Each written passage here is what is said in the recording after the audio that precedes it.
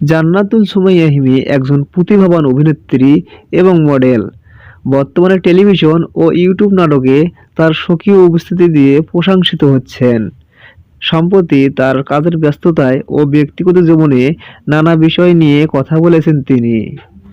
সম্প্রতি একটি গণমাধ্যমে টকশোতে উপস্থাপক জয় হিমিকে প্রশ্ন করেন, এ পর্যন্ত কয়টি প্রেমের প্রস্তাব পেয়েছেন?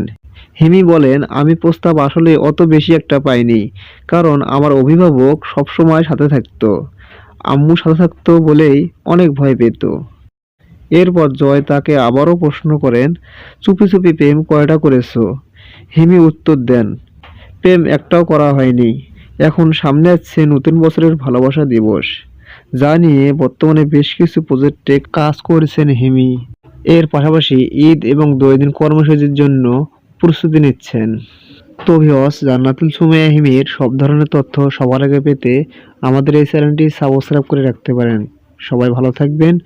ধন্যবাদ।